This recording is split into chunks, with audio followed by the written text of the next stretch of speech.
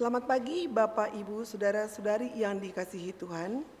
Salam sejahtera untuk kita semua. Majelis mengucapkan selamat datang dan selamat beribadah kepada segenap pengunjung jemaat dan pengunjung kebaktian pada hari ini, Minggu 7 Juli 2024, baik yang berada di dalam ruang ibadah ini maupun yang mengikuti ibadah melalui kanal YouTube GKI Bektim. Berikut kami akan bacakan beberapa warta lisan. Yang pertama, pelayanan firman hari ini Minggu 7 Juli 2024 dilayani oleh Pendeta Sony Turnip dengan tema Keteguhan Seorang Pembawa Pesan. Yang kedua, pada hari ini Majelis Jemaat menyelenggarakan pelayanan Sakramen Perjamuan Kudus dalam dua kebaktian umum, yaitu pukul 7.00 dan pukul 09.30 dilayani oleh Pendeta Sony SH Turnip. Untuk perjamuan kudus lansia dilaksanakan pada hari Kamis tanggal 11 Juli 2024 pukul 10 dan dilayani oleh Pendeta Timur Citrasari. Semua warga jemaat dan para tamu ataupun pengunjung yang sudah mengaku percaya dan dibaptiskan diundang untuk mengambil bagian dalam sakramen ini. Pelayanan sakramen baptis anak. Setelah diwartakan selama beberapa kali dalam waktu yang lalu, dan tidak ada keberatan dari pihak jemaat ataupun simpatisan, Majelis Jemaat akan menyelenggarakan pelayanan sakramen baptis kudus anak pada hari Minggu 14 Juli 2024 pukul 9.30 atau kebaktian kedua dilayani oleh Pendeta Timur Citrasari. Workshop dengan tema gereja yang bernyanyi. Pada hari Minggu tanggal 14 Juli 2024, Komisi Musik GKI Bektim akan mengadakan acara workshop dengan tema gereja yang bernyanyi. Workshop ini akan dibawakan oleh Ibu Misel Hetaria sebagai narasumber. Workshop ini diadakan tanpa memungut biaya dan akan dilaksanakan pukul 12 yang diawali dengan makan siang. Majelis Jemaat mengundang seluruh jemaat, pemusik, serta pemandu GKI Bektim untuk menghadiri workshop ini. Pengkinian database jemaat. Bagi jemaat yang sudah mengisi dan pom pengkinian data jemaat ataupun simpatisan gereja dapat mengecek kartu imani yang sudah tercetak pada kantor sekretariat gereja setelah ibadah. Persembahan syukur tahunan. Jemaat dan simpatisan yang belum memberikan persembahan syukur tahunan ataupun PST masih ditunggu dan diberikan kesempatan untuk menyerahkan persembahannya melalui amplop yang tersedia di depan pintu masuk ataupun juga bisa melalui transfer. Persembahan PST ditutup pada akhir Agustus 2024 dan setelah periode ini selesai, PST yang akan diberikan dianggap sebagai persembahan syukur biasa. Demikian warta lisan yang dapat kami sampaikan. Sekarang marilah kita mengawali ibadah kita dengan saat teduh sejenak.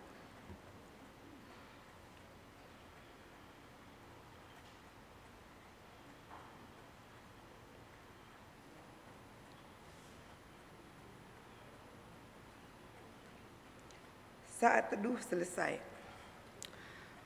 Bapak Ibu, kita akan mengawali ibadah kita. Mari kita jemaat semua diundang untuk bangkit berdiri dengan menyanyikan lagu NKB nomor 4, Nyanyikanlah dengan Syukur, bait pertama, kedua, dan keempat.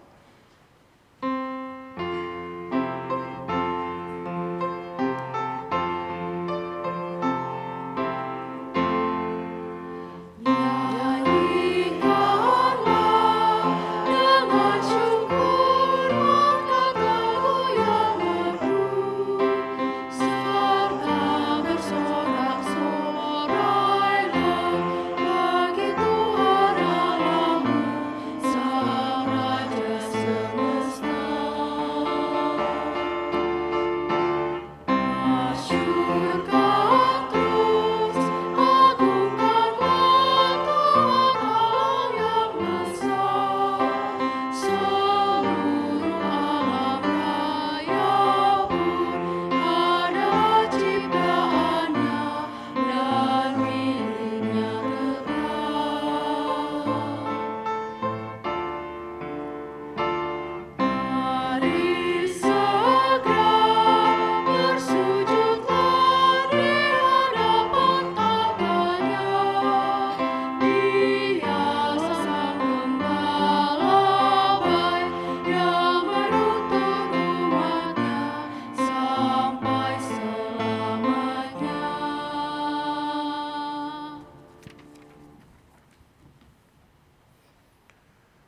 Kebaktian ini terjadi dengan keyakinan bahwa pertolongan kepada kita adalah di dalam nama Tuhan yang menjadikan langit dan bumi, yang memelihara kasih setianya kekal untuk selama-lamanya.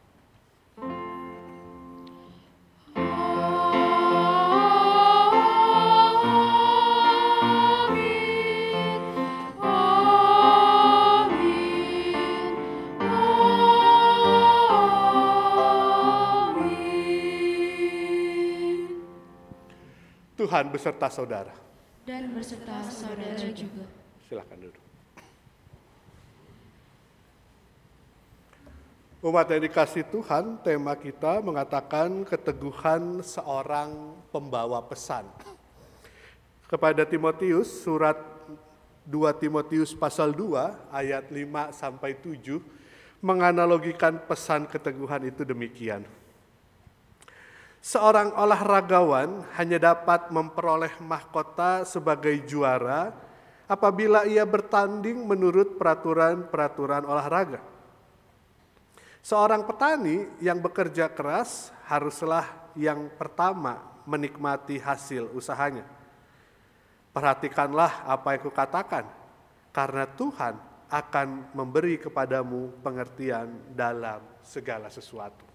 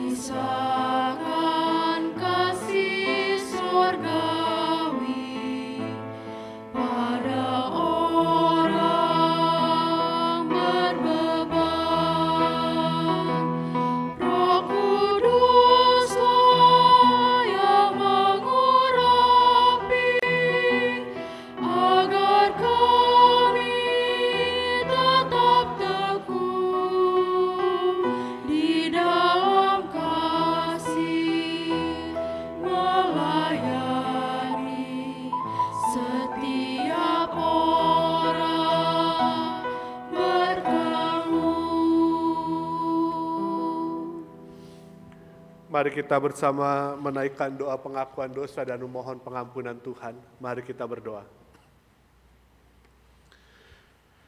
Tuhan Allah yang Maha Kasih, kami bersyukur untuk setiap kesempatan yang boleh kami lalui dan menghadirkan kebaikan dan sukacita bagi mereka yang berjumpa dengan kami.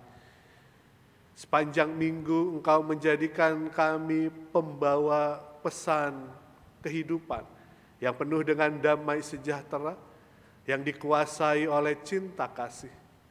Dan kami menyadari, ya Tuhan, betapa kehidupan di sekitar kami memerlukannya. Untuk itu kami memohon ampunan-Mu, jikalau di antara rangkaian upaya kami tetap menghadirkan damai sejahtera, kadang kami tetap memberi ruang pada kebencian. Di saat kami harus menjadi pembawa damai sejahtera, mungkin kami menghadirkan kebencian di tengah-tengah kehidupan yang seharusnya kami dapat berjumpa dan berbagi sukacita. Kami gagal melakukannya.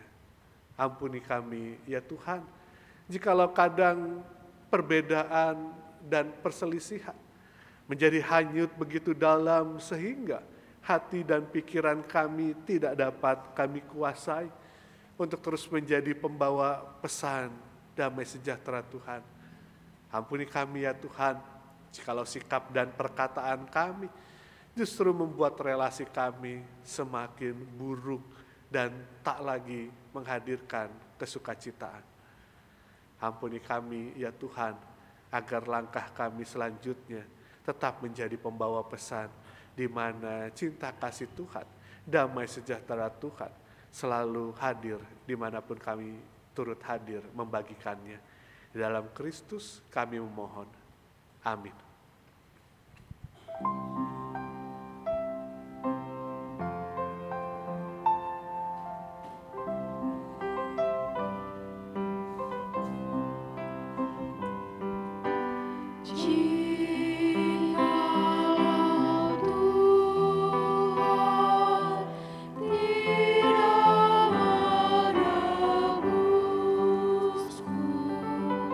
Dan Tuhan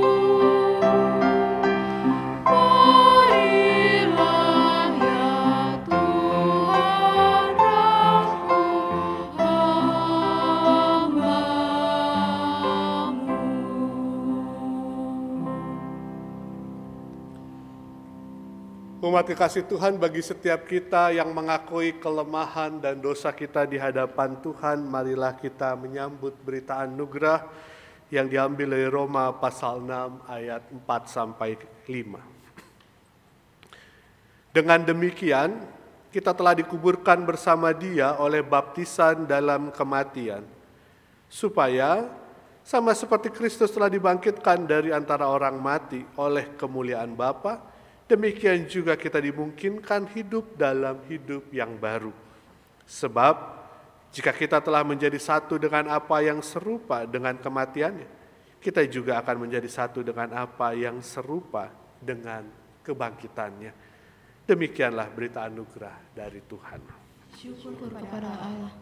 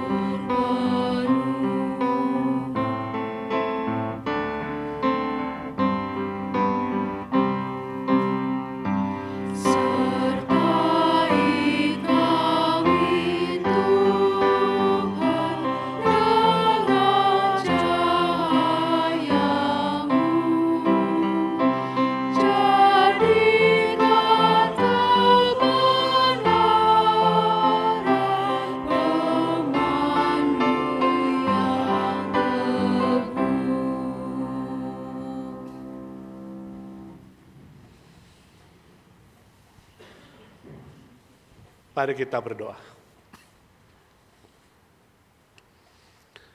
Kami percaya ya Tuhan, terang dan kebenaran-Mu lah yang menyertai langkah kami sejauh ini.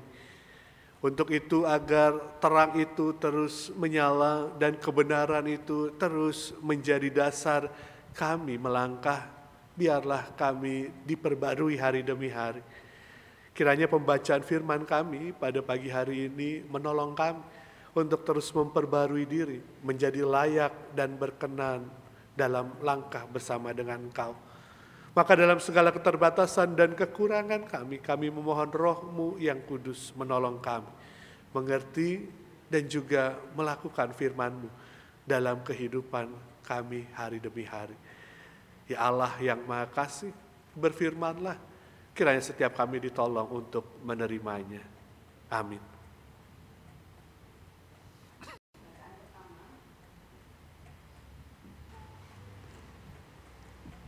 Bacaan pertama dari Yehezkiel 2 ayat 1-5.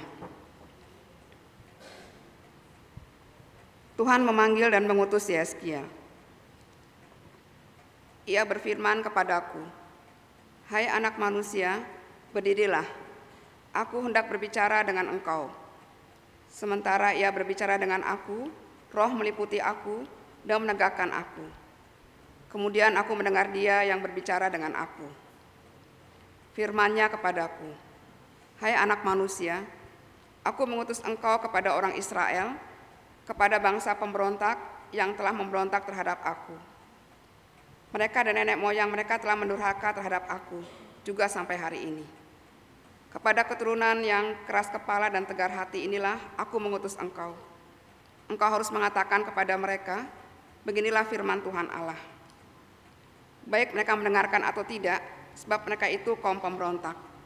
Mereka akan mengetahui bahwa seorang nabi ada di tengah-tengah mereka." Demikianlah sabda Tuhan. Syukur kepada Allah.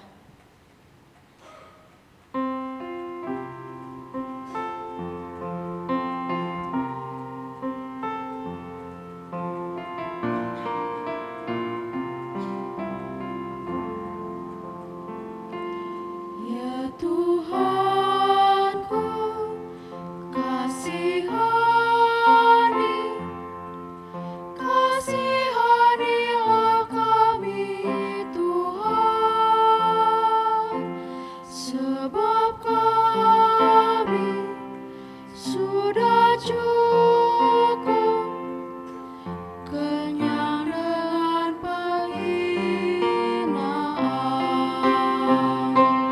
Ya Tuhanku, kasihanilah kami Tuhan, sebab kami sudah cukup kenyang dengan penghinaan. Kepadamu ku memandang, Engkau yang bersemayam di sorga. Bagai mata hamba pandang tangan nyuannya, sampai dia kasihani kita.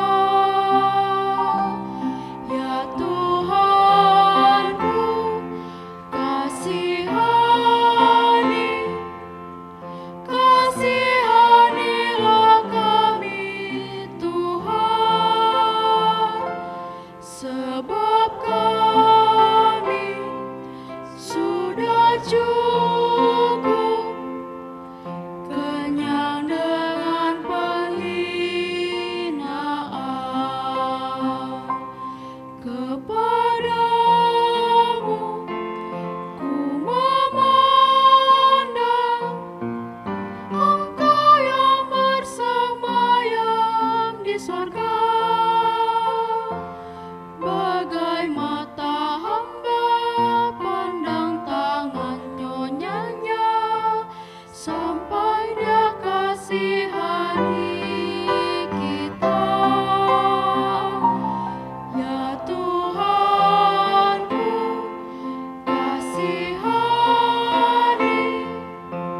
kasihanilah kami Tuhan, sebab kami sudah cukup kenyang dengan penghinaan. Jiwa kami sudah cukup kenyang diolok juga dihina oleh orang-orang yang merasa aman, oleh orang-orang yang sombong. Ya Tuhanku,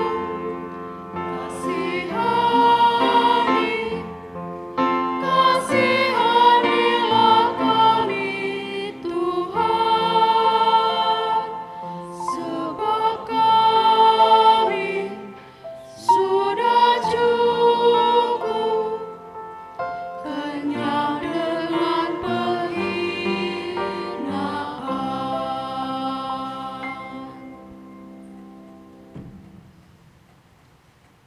Pembacaan Alkitab yang kedua diambil dari surat Rasul Paulus yang kedua kepada jemaat Korintus, pasal 12 ayat 2 sampai 10.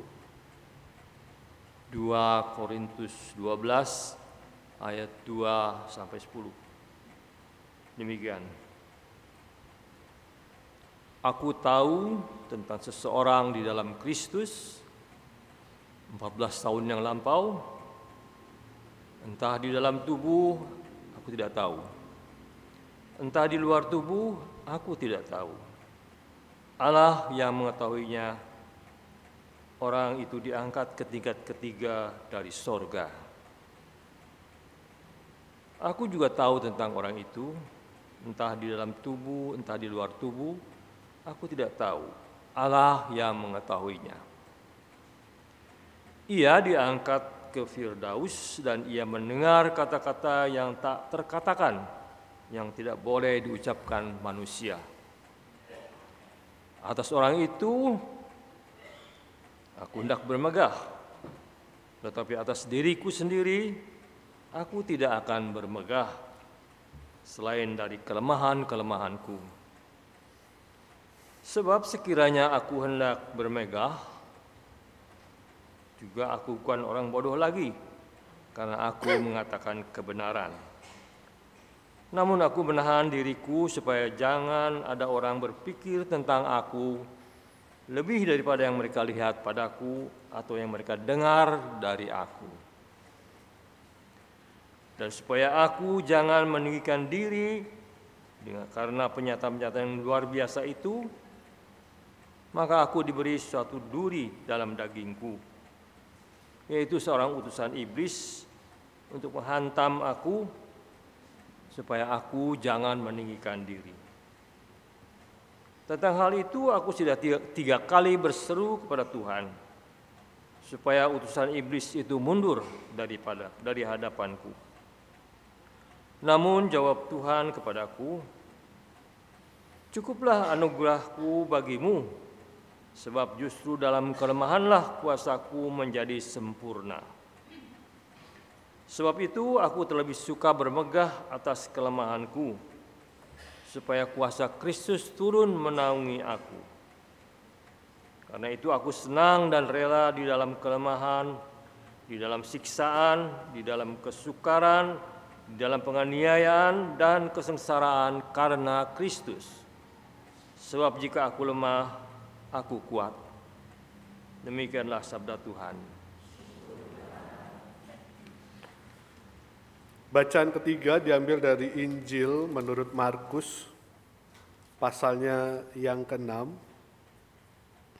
ayatnya yang pertama sampai ayatnya yang ke-13. Injil Markus pasal 6, ayat 1 sampai ayat 13. Kemudian Yesus berangkat dari situ dan tiba di tempat asalnya, sedang murid-muridnya mengikuti dia. Pada hari Sabat ia mulai mengajar di rumah ibadat dan banyak orang takjub mendengarnya dan berkata, "Dari mana orang ini memperoleh hal-hal itu? Hikmat apakah yang diberikan kepadanya? Bagaimanakah mujizat-mujizat yang demikian dapat diadakan oleh tangannya? Bukankah ia ini tukang kayu, anak Maria, saudara Yakobus, Yoses, Yudas, dan Simon? Bukankah saudara-saudaranya yang perempuan ada di sini bersama kita?" Lalu mereka kecewa dan menolak dia.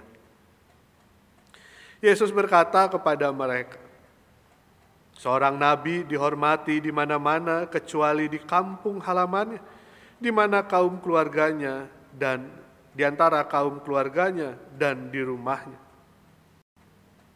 Ia tidak dapat mengadakan satu mujizat pun di sana, kecuali menyembuhkan beberapa orang sakit dengan meletakkan tangannya di atas mereka.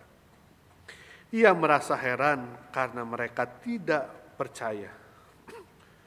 Lalu Yesus berjalan keliling dari desa ke desa sambil mengajar. Ia memanggil 12 murid itu dan mulai mengutus mereka berdua-dua.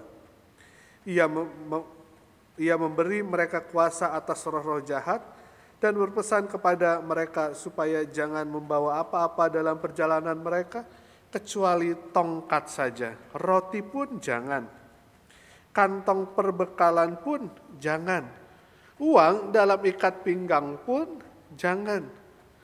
Boleh memakai alas kaki, tetapi jangan memakai 2 baju. Katanya kepada mereka, "Kalau di suatu tempat kamu masuk ke dalam suatu rumah, tinggallah di situ sampai kamu berangkat dari situ.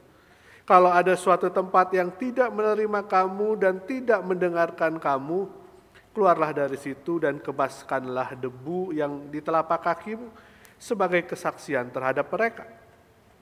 Lalu pergilah mereka memberitakan bahwa orang harus bertobat, dan mereka mengusir banyak setan dan mengoles banyak orang sakit dengan minyak dan menyembuhkan mereka. Demikianlah pembacaan Injil Tuhan kita Yesus Kristus. Berbahagialah mereka yang mendengarkan firman Allah dan yang memeliharanya. Haleluya.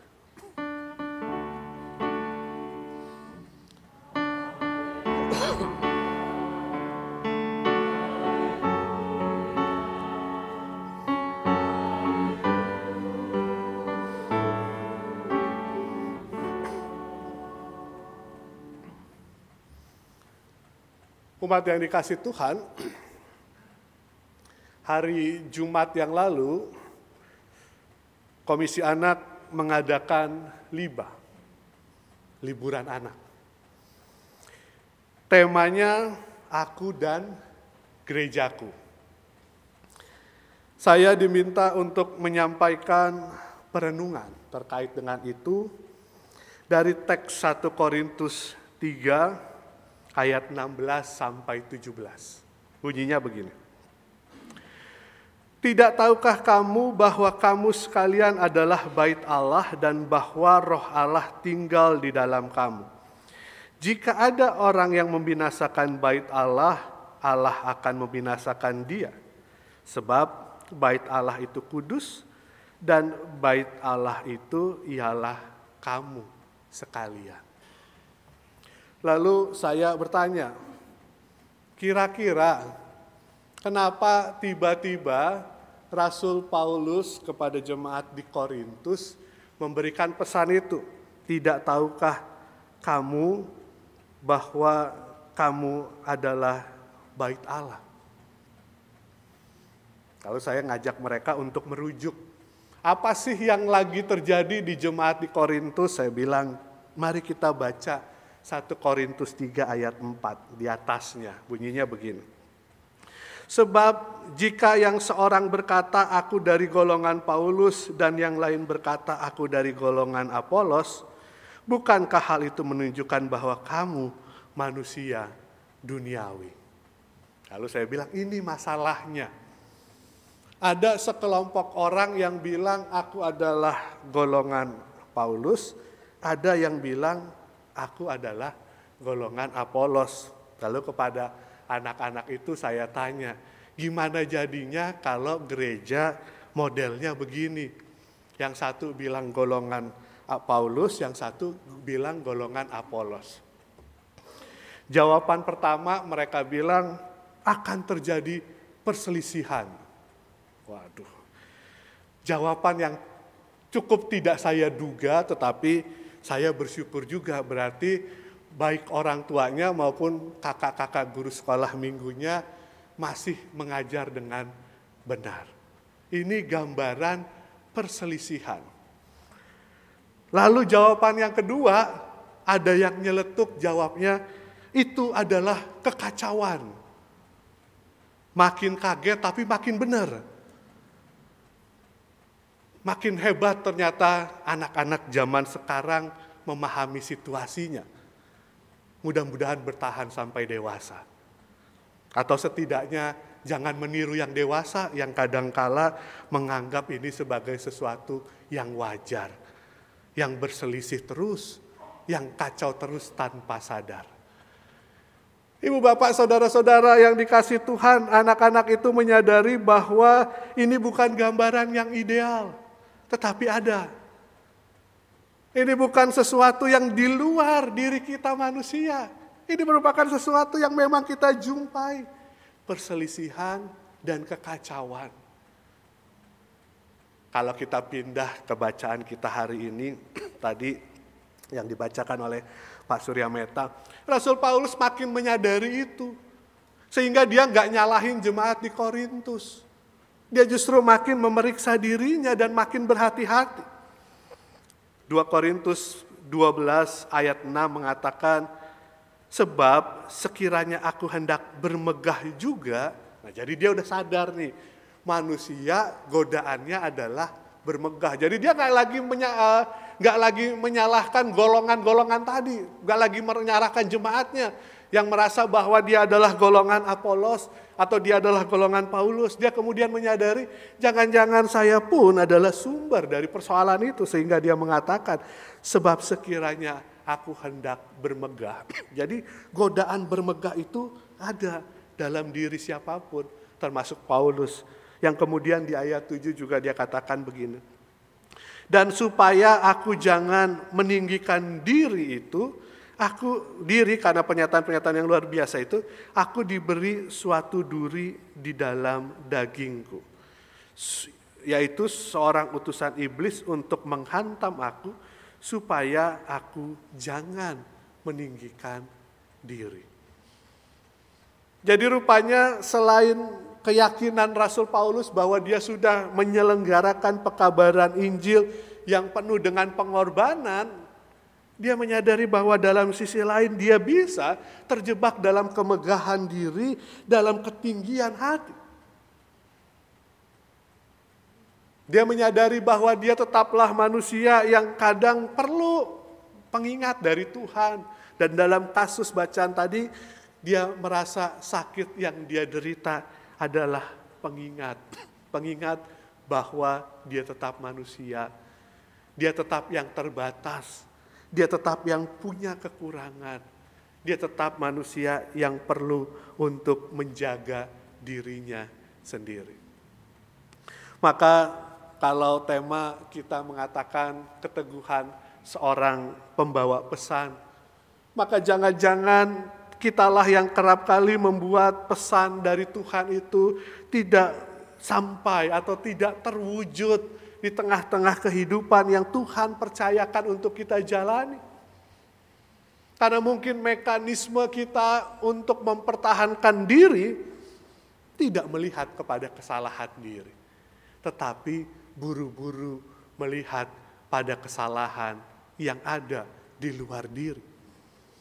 Orang lainnya salah, situasinya salah, keadaannya salah, yang mungkin puncaknya Tuhannya yang salah. Justru ketika Tuhan mempercayakan kepada kita untuk membawa pesan itu datang dan hadir di tengah-tengah kehidupan yang Tuhan percayakan, maka pertama-tama yang harus kita lakukan adalah menjadi selaras, menjadi sama, menjadi searah dengan pesan yang dibawa itu sendiri. Tidak bisa tidak. Tidak ada pilihan lain. Karena keadaan di sekitar tidak mungkin kita ubah tanpa kita juga mengubah apa yang tidak seharusnya ada dalam diri si pembawa pesan itu. Dalam teks kita, Markus pasalnya yang ke-6, Injil Markus pasal 6, kurang apa? Pembawa pesannya Yesus sendiri. Dan rasanya pesan yang dibawa juga pas mengena. Karena kalau kita baca respon dari orang banyak itu di ayat 2 begini. Pada hari Sabat, ia mulai mengajar di rumah ibadat dan banyak orang takjub mendengarnya. Jadi orang banyak itu sudah takjub, artinya pesannya udah nyampe bahwa Yesus membawa pesan itu dengan kuasa.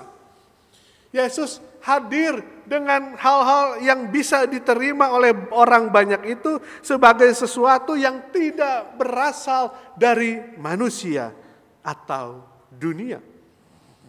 Karena kemudian pertanyaan mereka, hikmat apakah yang diberikan kepadanya? Bagaimanakah mujizat-mujizat yang demikian dapat diadakan oleh tangannya? Maka pesan yang dibawa Tuhan Yesus baik oleh pengajarannya yang penuh dengan hikmat maupun juga oleh kuasanya yang melakukan mujizat-mujizat itu sebenarnya sudah mereka alami. Bahkan sudah membuat mereka takjub terhadap apa yang terjadi.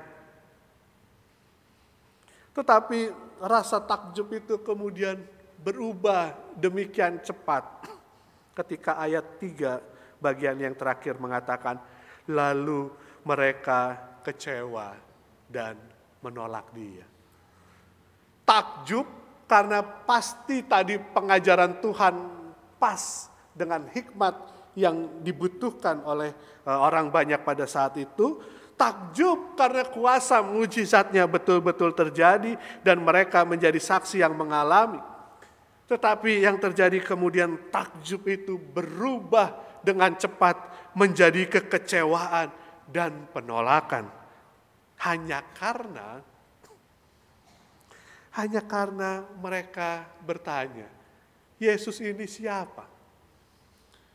Dan tidak ada ruang bagi mereka untuk menghayati bahwa bisa jadi memang Yesus ini adalah melampaui dari apa yang bisa mereka kenali. Sehingga tidak ada ruang bagi mereka untuk memelihara rasa takjub itu. Karena kemudian mereka menyadari di ayat 3. Bukankah ia ini tukang kayu, anak Maria, saudara Yakobus, Yoses, Yudas, dan Simon? Bukankah saudara-saudaranya yang perempuan ada di sini bersama kita? Takjub berubah menjadi kecewa dan menolak seketika, cuma ketika mereka menyadari bahwa ternyata latar belakang Yesus bukan siapa-siapa.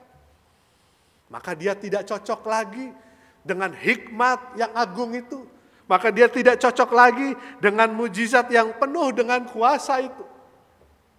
Si pembawa pesannya itu dianggap mereka gak cocok profilnya dengan hikmat dan kuasa itu. Karena mereka mengenali siapa Yesus menurut yang mereka mau, anak tukang kayu.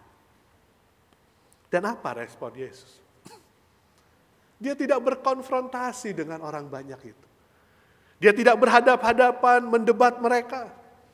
Dia tidak melakukan apa yang tidak pantas dan yang tidak seharusnya. Yang ia lakukan hanya mengakui bahwa seorang nabi dihormati di mana-mana kecuali di kampung halamannya, di antara kaum keluarganya, dan di rumahnya. Lantas apa yang terjadi? Dia tetap membawa pesan. Kepada siapa? Ya kepada siapapun yang bersedia untuk menerima. Yang tidak memelihara kekecewaan dan penolakan. Yang bersedia untuk membuka diri bahwa kehadirannya adalah kehadiran yang memperbarui kehidupan. Dan harusnya manusia terfokus, terarah di sana. Maka strateginya kemudian dia buat untuk mengutus 12 rasul. Dalam perikop kita yang berikutnya tadi kita juga baca ayat 6b sampai ayat 13. Apa yang dipunya oleh 12 rasul ini untuk melakukan pekabaran Injil itu? Ia mengatakan di ayatnya yang ke-6b sampai ayatnya yang ke-7 begini. Lalu Yesus berjalan keliling dari desa ke desa sambil mengajar.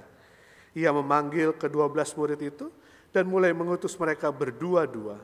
Ia memberi mereka kuasa atas roh-roh jahat. Kalau kita baca, tidak baca sampai habis, rasanya cuma ini bekal mereka. Bekalnya adalah Tuhan mengutus, lalu berdua-berdua, lalu kuasa atas roh-roh jahat. Perintah Tuhan, rekan sepelayanannya, lalu kemudian kuasa untuk melakukan tugas-tugas ilahi. Sisanya justru menjadi sebuah larangan. Ayat ke-8 dan seterusnya mengatakan, dan berpesan kepada mereka supaya jangan membawa apa-apa dalam perjalanan mereka kecuali tongkat saja, roti pun jangan, kantong perbekalan pun jangan, uang dalam ikat pinggang pun jangan. Kalau bawa-bawa alas kaki atau baju masih boleh, tapi satu. Maka kalau kita simpulkan lagi, orang yang diutus modalnya apa? Gak ada yang lain kecuali pengutusan Tuhan, rekan-rekan pelayanannya, dan kemudian kuasa dari Tuhan untuk melakukan. Supaya manusia ini tidak lagi berpikir dan menghitung pelayanannya, karyanya, pesan yang dibawanya, menurut apa yang ia temukan di tengah-tengah perjalanan. Tidak. Tetapi dari awal dia sudah meyakini bahwa modalnya adalah ia diutus Tuhan dan bahwa ia harus bekerja bersama. Kalau kita baca, nggak boleh bawa roti, nggak boleh bawa uang, nggak boleh bawa bekal. Apakah nanti Tuhan akan mengadakan mujizat untuk memperlengkapi mereka?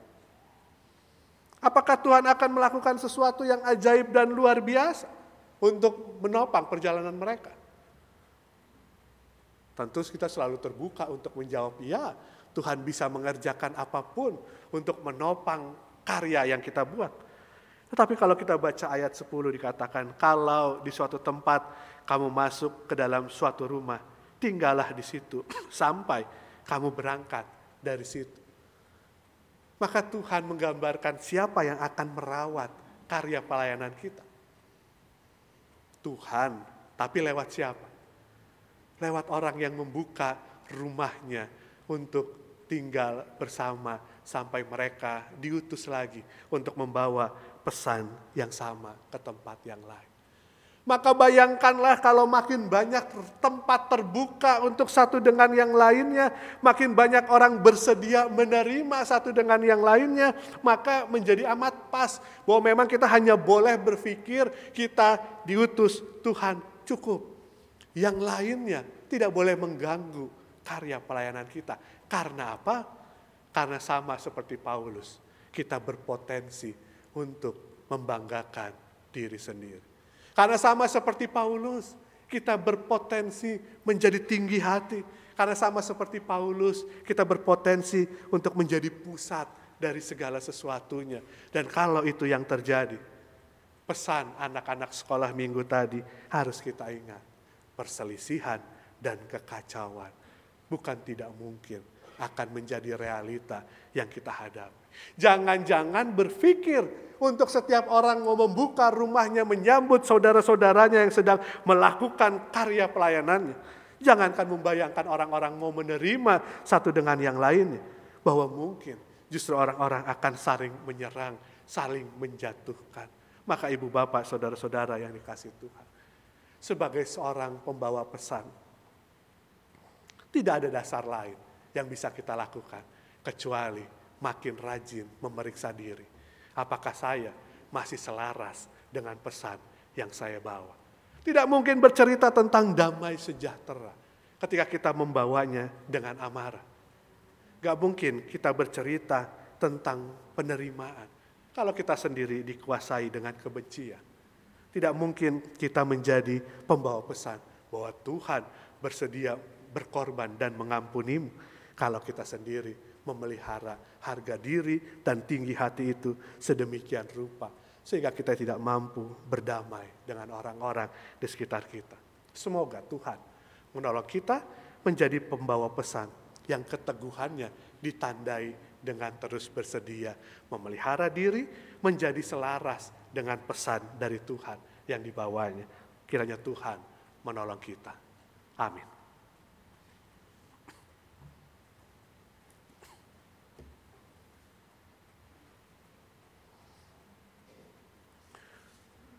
Paduan suara Amabile.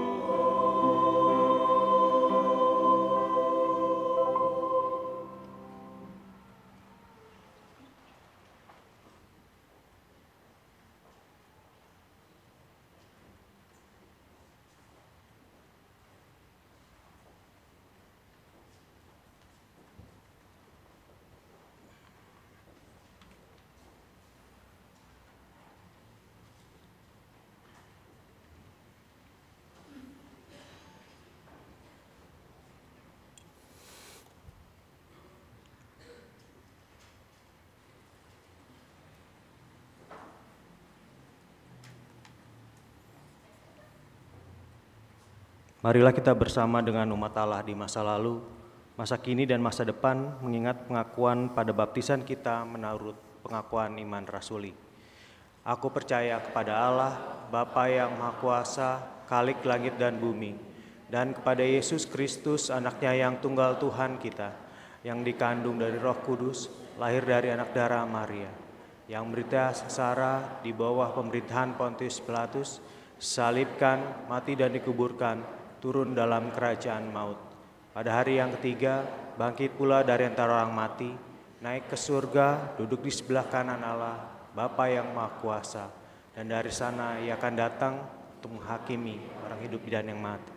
Aku percaya kepada Roh Kudus, gereja yang kudus dan am, persekutuan orang kudus, pengampunan dosa, bangkitan orang mati, dan hidup yang kekal.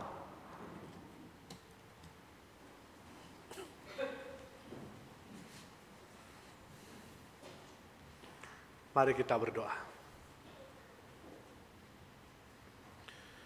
Tuhan Allah yang Maha Kasih, kiranya pesan damai sejahtera-Mu terus kami bawa dalam kerendahan hati, agar kami justru tidak menjadi penghalang untuk dunia menjadi makin baik. Di tengah-tengah perselisihan, di tengah-tengah perbedaan yang kerap kali berujung menjadi permusuhan, Tuhan kiranya berkenan menolong kami membawa pesan damai sejahtera-Mu.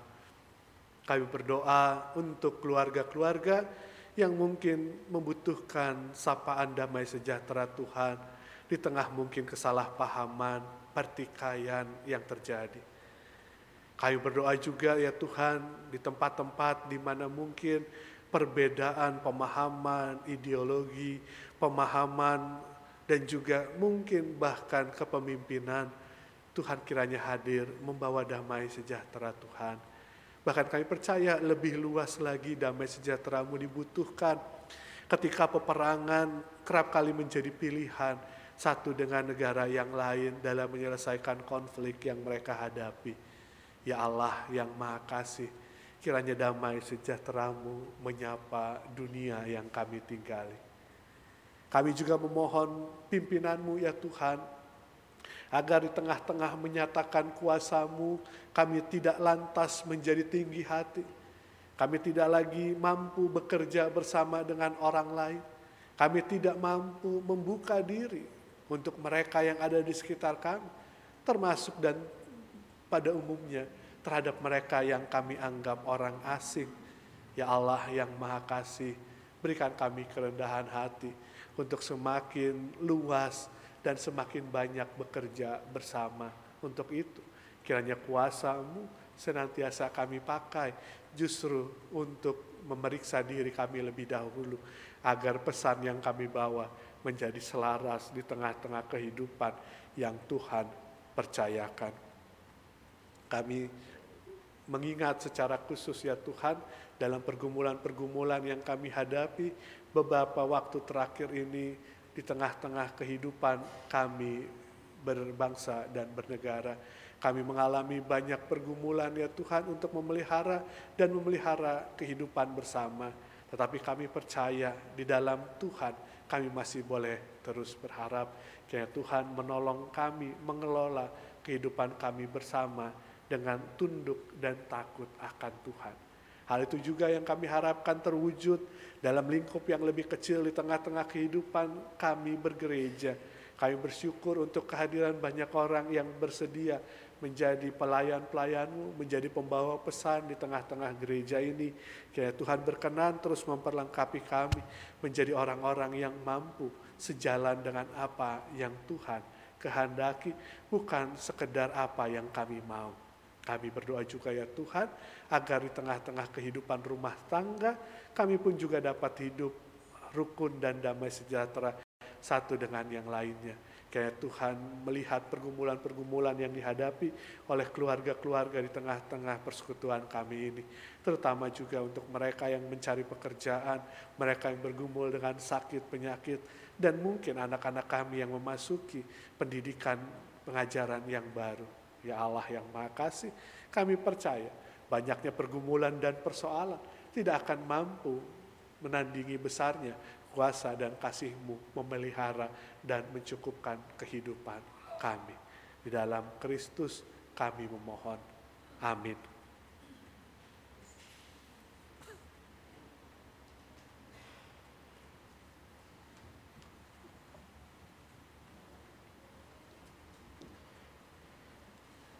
Kita akan menyatakan syukur kepada Allah melalui persembahan kita dengan mengingat firman Tuhan dari Mazmur 44 ayat 9. Karena Allah kami nyanyikan puji-pujian sepanjang hari, dan bagi nama-Mu kami mengucapkan syukur selama-lamanya.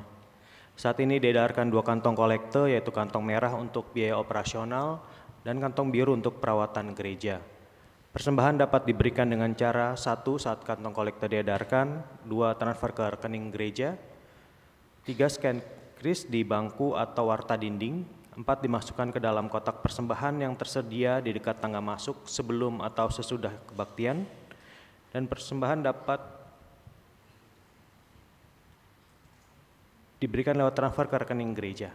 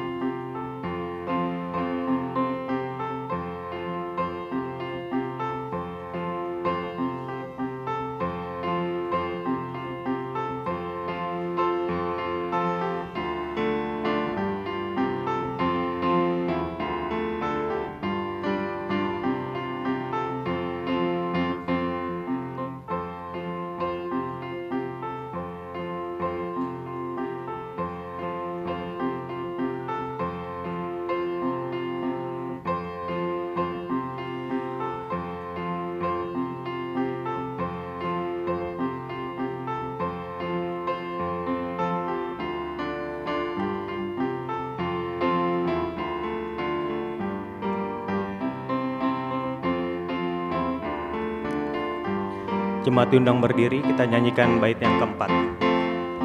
Puji syukurku ucapkan atas waktu yang Kau ciptakan. Ku taati, ku kuatkan di dalam kata dan perbuatanku, agar nyata hidup beriman, agar nyata hidup beriman. Mari kita satu dalam doa. Terima kasih ya Tuhan untuk anugerah yang Kau berikan kepada kami melalui persembahan kami hari ini Tuhan. Kami mau mengucap syukur untuk apa yang Kau berikan kepada kami. Dan biarlah Tuhan yang memberkati persembahan kami ini.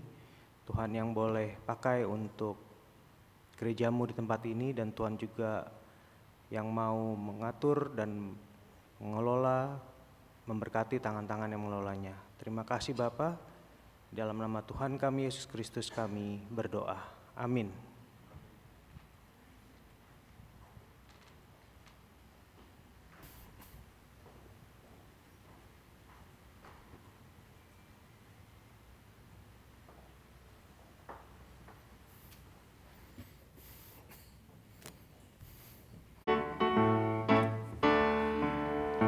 Kita harus membawa berita pada dunia dalam gelap tentang kebenaran dan kasih dan damai yang menetap,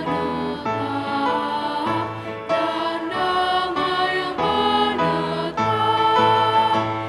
Karena jadi remang pagi dan remang jadi siang terang, kuasa Kristus kan nyata, ramai dan cemerlang. Kita harus nyanyikan kita, melembutkan hati keras, supaya senjata iblis remuk dan segera lepas, remuk dan segera lepas. Karena gelap jadi remang pagi dan remang jadi siang terang, kuasa Kristus kan nyata, ramai dan cemerlang. Umat kekasih Tuhan, arahkanlah hatimu kepada Tuhan. Kami mengarahkan hati kami kepada Tuhan. Jadilah saksi Kristus, Syukur kepada Allah, terpujilah Tuhan. kini dan selamanya. Terimalah berkat Tuhan. Tuhan memberkati engkau dan melindungi engkau. Tuhan menyinari engkau dengan wajahnya dan memberi engkau kasih karunia. Tuhan menghadapkan wajahnya kepadamu dan memberi engkau damai sejahtera.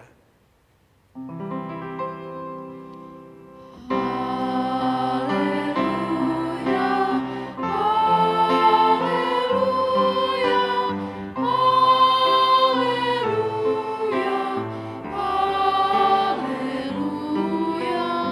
haleluya, haleluya, haleluya,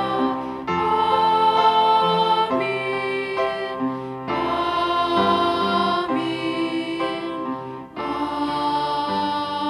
amin.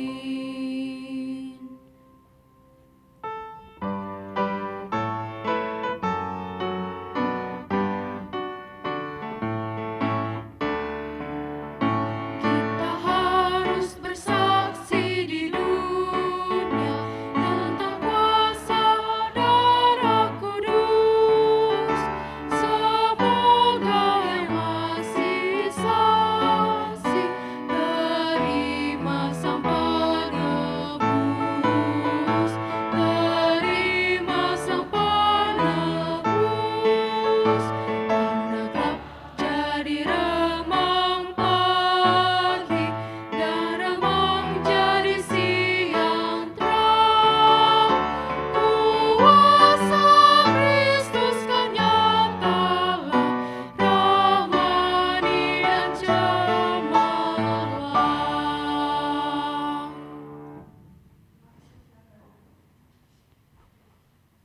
Sebelum kita pulang, ada beberapa informasi tambahan lagi untuk dapat kita ketahui.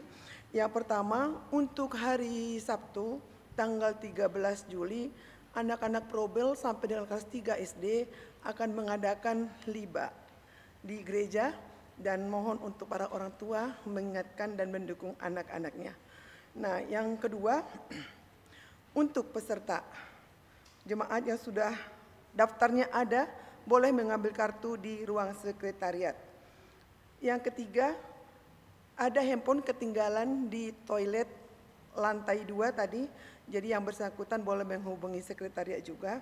Dan yang keempat, mohon untuk bekas kitab perjamuan kudus dibuang pada tempatnya. Terima kasih atas perhatiannya. Sampai ketemu minggu depan. Tuhan Yesus memberkati.